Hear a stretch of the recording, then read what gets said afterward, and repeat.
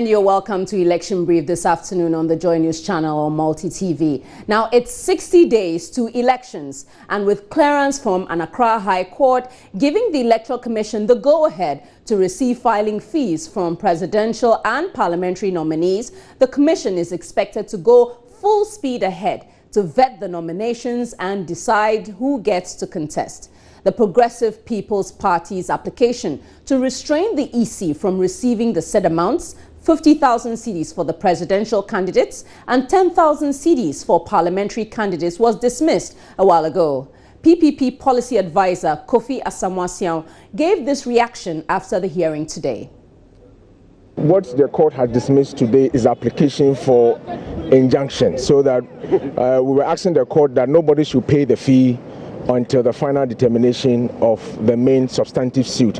What he says is that that application has failed, and that means is that we should go look for the money and go and pay the filing fees. The substantive matter he fixed for 11th of October for us to meet, and then we will go into the matter whether the EC CI 74 or CNNT4 provides in accordance with PNDC Law 284. So the matter is not ended. What has happened today is that even if you go and pay, Progressive People's Party, you go and pay, this court has the capacity to take your money back with interest as the counsel for EC submitted. So we've just, as a matter of case, released the hands of the Electoral Commission to collect its filing fees so that the process can move on. And the matter that we brought, that the fee that is being charged is not backed by law, will be determined subsequently. So that is all there is. In this ruling? No, we can't be disappointed in that because the court has spoken. We came to court for the matter to be determined. The court has determined it. This is part one. Part two will follow. So that's Kofi Asamoah. He is the PPP's policy advisor. Let's now hear a little more from Joseph Akable, who was in court. So, Joseph, they tell us that the substantive case is yet to be heard. What's that about? Well, so there are two main issues that are before the court now. The very first one has to do with a contempt process that they filed in court. That's following the EC boss receiving 50,000 bankers draft from the Progressive People's Party. The other matter is the main suit that deals with whether the EC acted lawfully when they decided to charge the amount of 10,000 for parliamentary nominees and 50,000 for the presidential nominees. Then again, the EC's lawyer stated in open court that they may be considering filing very soon a motion to ask that the court dismisses the suit entirely. So that is another issue that may come up later. But as it stands, those are the two issues before the court. Now, the PPP is complaining about the amounts as well. It talked about how it has to gather more than 2 million cedis to pay up all these monies. Does that mean that they are still against paying the filing fees? They are still against paying, and that is the main suit that they are challenging in court, or they have presented before the court. But the understanding I got from the policy advisor before I left the court premises is the fact that since the court has now ruled that the EC can go ahead and accept the money, it means they have to meet as a team and decide where they are going to generate that amount of money. In actual fact, the amount is 2.8 million cedis for their presidential candidate as well as the parliamentary candidates across the country. So they are supposed to raise that amount of money as soon as possible and present that to the Electoral Commission. All right, thank you very much. And that's Joseph Akable bringing us some extra details from that court decision today. But let's go to the phone lines and speak to lawyer Opong, who is a lecturer at the Faculty of Law at the Central University. Good afternoon to you, Mr. Opong. Yes, good afternoon. All right, now the PPP is still insistent that it's going to move ahead with this case. Is that prudent, seeing as the EC has the all clear to collect these monies and continue processes towards the December elections? Well, thank you very much. We understand that the judge gave the decision but deferred the reasons or the grounds for the decision to a later date. So perhaps when the parties get to know of the actual reason or ground for the decision, they may also take maybe a different view of the case, of what they, a view different from what they have taken currently. Because there are instances where an application such as this may, in a way, even dispose of the entire suit, or may make the entire suit stand moot.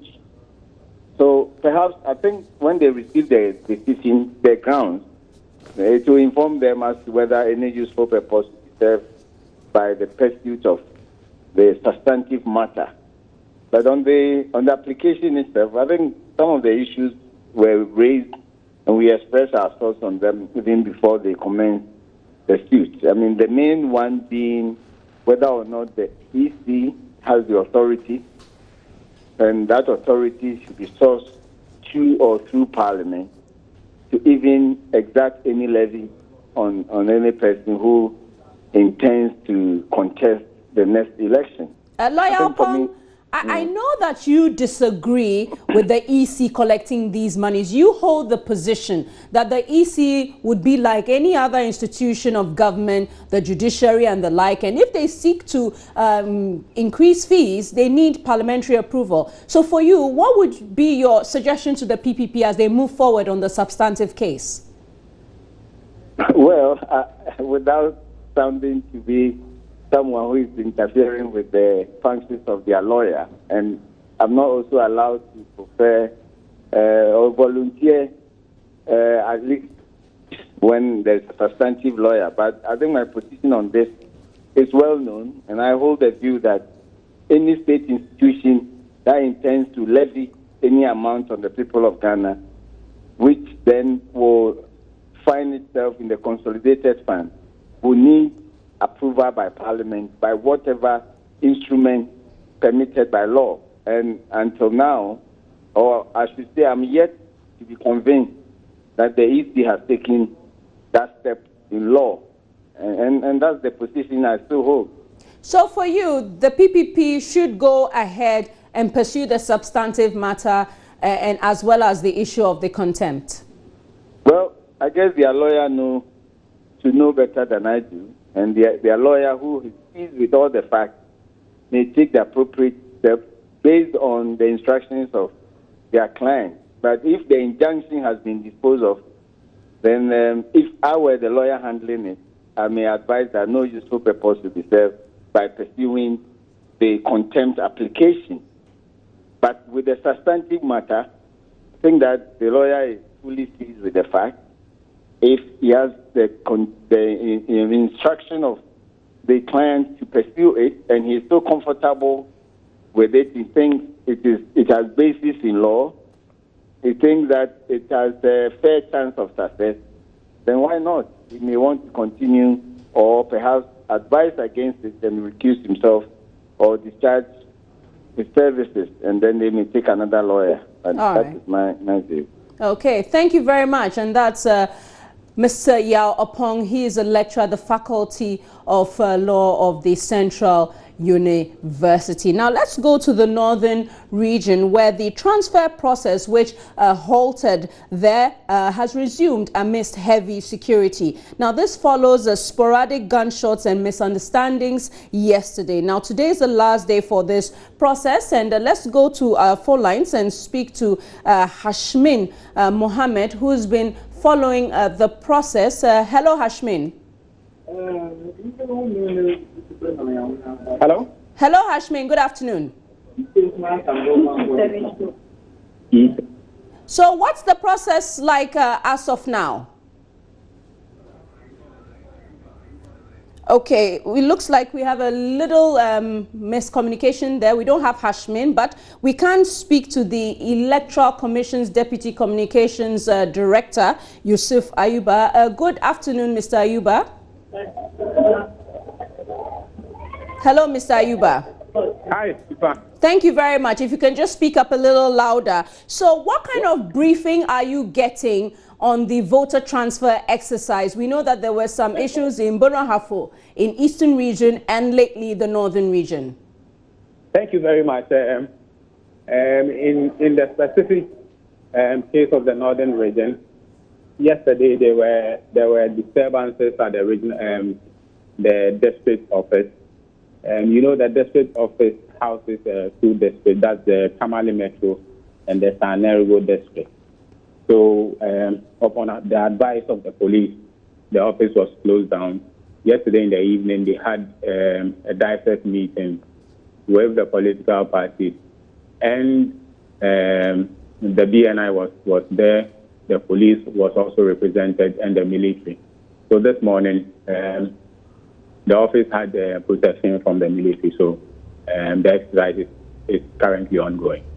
So what is the briefing you've given your officers after the process ends today? Are they to continue, or for those who are not able to have their vote transferred, there's a different plan for them? Data is supposed to be frozen tomorrow, so the voter transfer exercise ends today.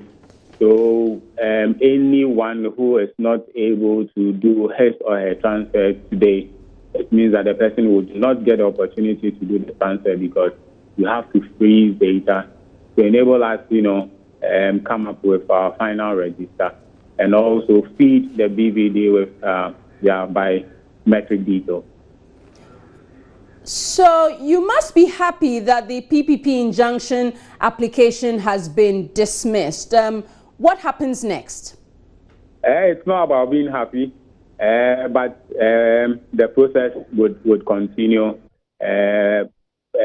Would send messages to all the political parties who, filed their nomination to come up and pay their nomination fees, so that we can know exactly the number of persons who have qualified for their nomination, and then we can ballot for the position, so that we can go ahead to print the ballot box, papers for the election.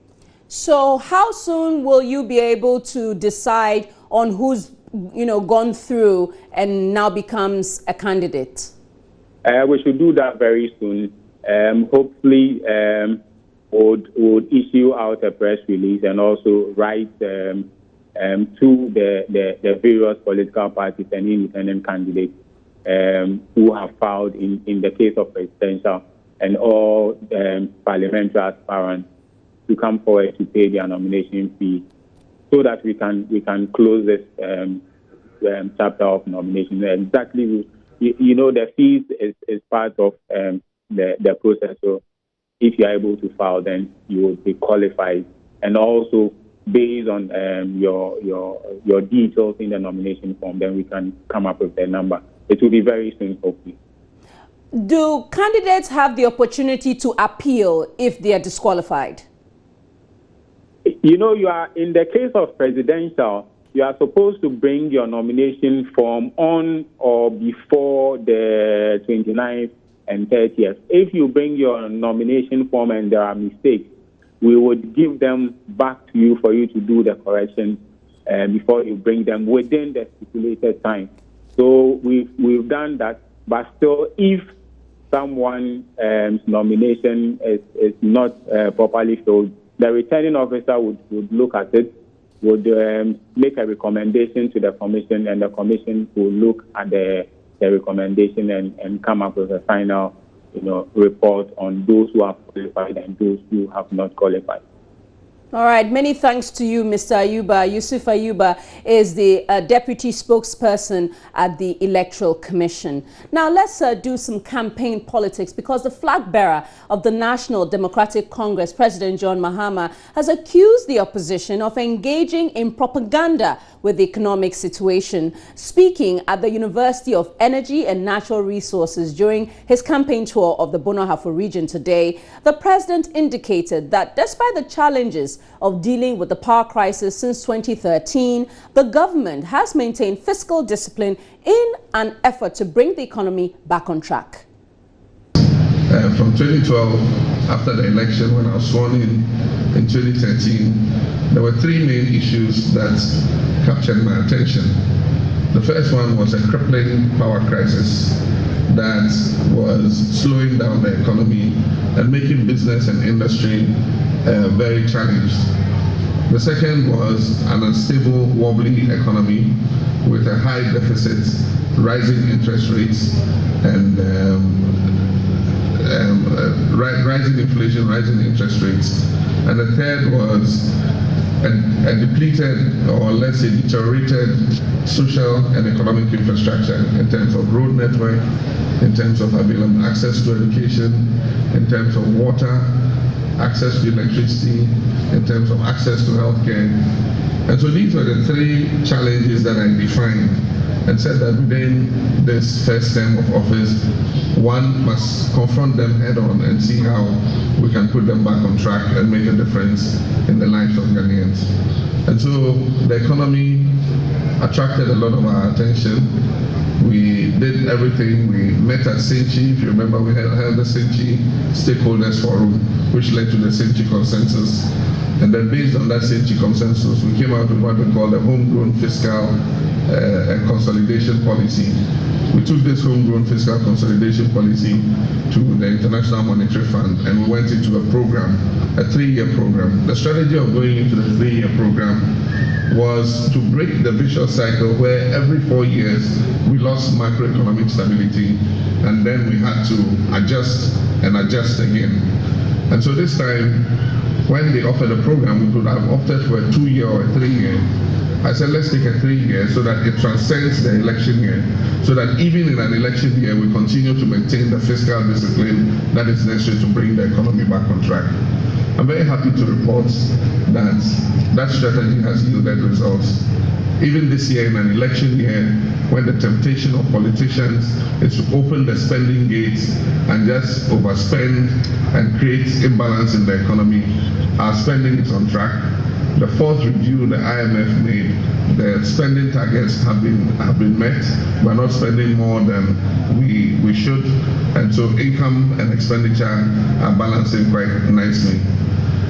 Aside from that, inflation has started to come down, interest rates are coming down, and for the first time in the history of this country, government is living according to its own needs.